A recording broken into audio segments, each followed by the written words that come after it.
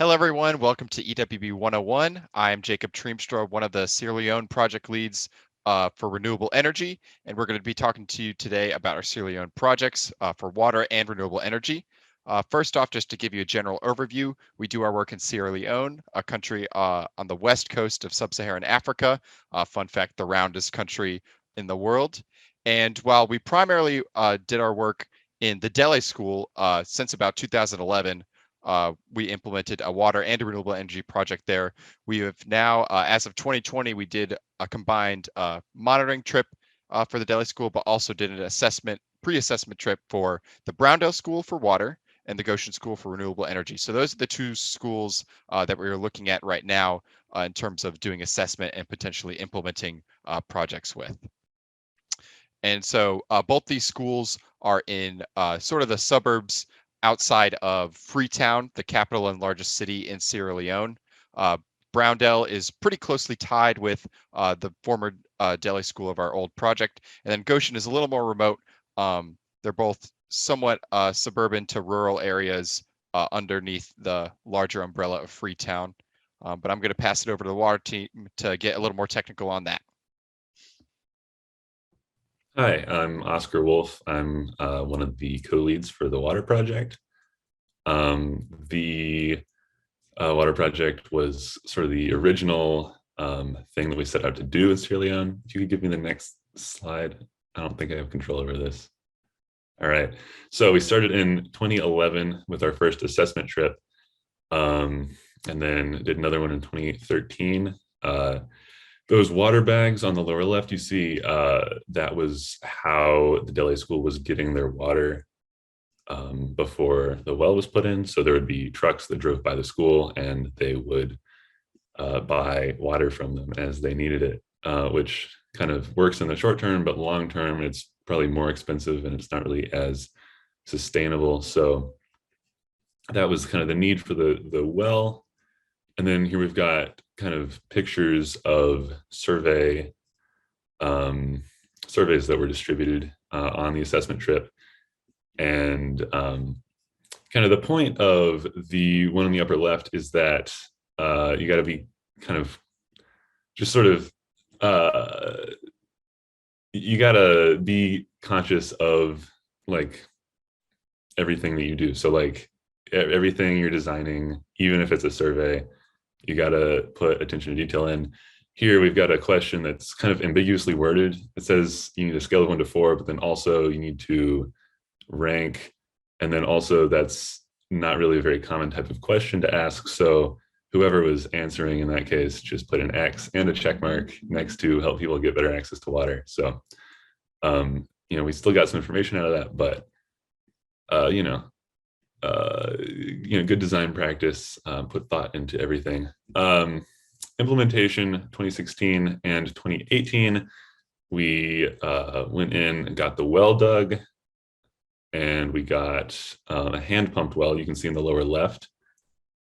And then on the second trip in 2018, installed tanks, filtration system, and the electric pump. If you can go to the next slide for me, actually.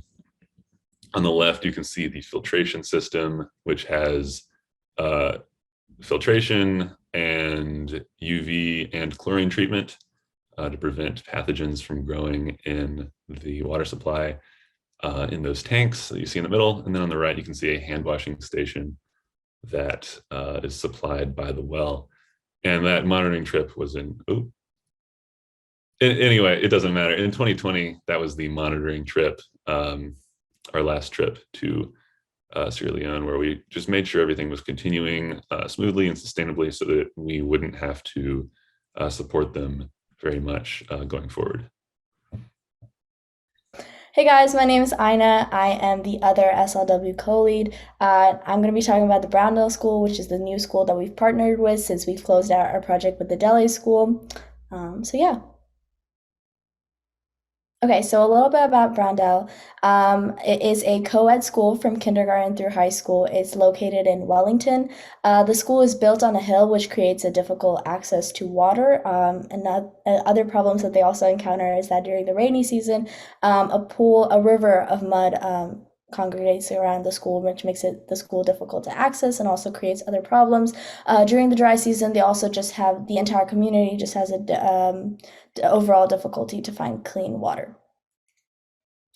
So a little bit more about the current water situation. Right now, the community is using an open source and shallow hand dug well. But the problems are that they're not treating the water, so they don't know what bacteria are in the water and thus could be ingesting unclean water for hygiene and drinking purposes. And also the river, which is their open source, has gotten drier in the last couple of years, which means that they are losing their previous access to water and thus need a consistent and clean access to water.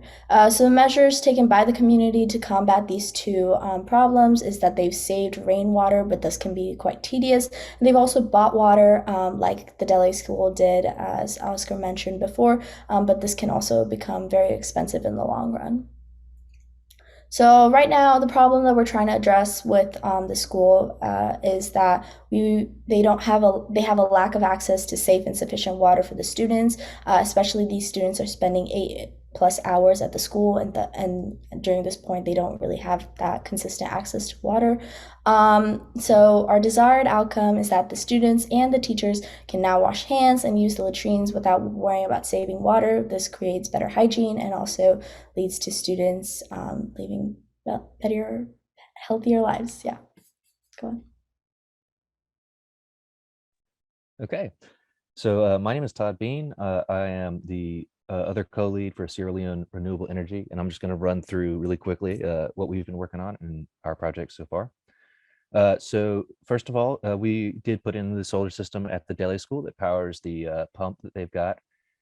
We started that in 2012, so a little bit after the water team started. We did our initial assessment, just to move from a hand pump to an electrically powered pump. And then in summer 2014, we furthered that assessment and then did implementation as far as getting ready to mount solar panels on the roof and things like that. After 2014, the Ebola crisis occurred, so we had a little space where we could not implement. But then after 4 years, we came back in 2018 and did our second implementation where we actually put in the batteries and the panels, and that actually was when they got a functional system. Then we came back in March of 2020 for our final monitoring. We made sure that the system was still working, that they were getting the power they wanted. In fact, it turned out they were getting a little more than they desired, especially during the rainy season where we expected it to essentially not work. And then we also installed an analysis device so that we could watch how the batteries are doing and watch how the system is doing and make sure that everything is functioning correctly. And this was really good for the former community because everywhere in Freetown, and this is true of Goshen too, the main power grid is fueled by a giant diesel generator, which is located in the harbor on a ship, and it's owned by a Turkish company. So it's not, the government doesn't have total control over the amount of power they can get to the citizens, and it's irregular, and because it's on a boat, it can cut out at some times and they can run out of power. So for Goshen, we're trying to help them with this. They're a smaller school, a little more remote than the Delhi school and the Browndell school, but still in essentially the larger Freetown metropolitan area. It's pretty urban, even though it's kind of getting out there. They need the power for lights so they can work after dark, and then they need the power for computers because they had been given computers by another organization, but they didn't have the power to run them, so they're essentially just sitting in a closet. They have been talking to us about a sanitation system because they have a well, which there's a picture of on the next slide, but it is unclear how much that well functions, and it is unclear how clean the water is. So that's kind of farther in the future if they want to start a second project, but it is something that we're talking about now because it is coming up. So looking forward, there's a few things that we need to consider. The main thing is that we're probably going to do a solar array. We're going to do photovoltaic panels, and that will power the school's lights and stuff. This is not necessarily true because we do want to get feedback from the community to make sure that we're not just giving them something that they are not going to use and they're just going to let fall into disrepair. But it does seem like the direction we're headed. You can see from these pictures that on the far right, that's the well as it was in 2020. And in the middle, that is the new building that they were constructing as of 2020. And they've actually made a lot of progress since then. And the picture to the far left, the pink building is the one that has no roof in the middle picture. And that is their new essentially main building where they teach all the kids. There's other images we have in different places of them doing food events. So this is a school that's developing pretty quickly. It's new and it's small, but they're building a new building. They've got a gate. They've got a well. They've been given computers and stuff, and they're in contact with the other schools in the area. So we're just looking at what they need. We're hoping to be able to provide them consistent power. And at this point, we're essentially trying to organize a way to, without traveling too soon, figure out exactly what the school's environment looks like, figure out where all the power sources and connections are, and figure out what the exact solution is for their power problem. So we hope that you guys can join us on that, and looking forward to seeing you guys on the project. Yeah, thanks, Todd.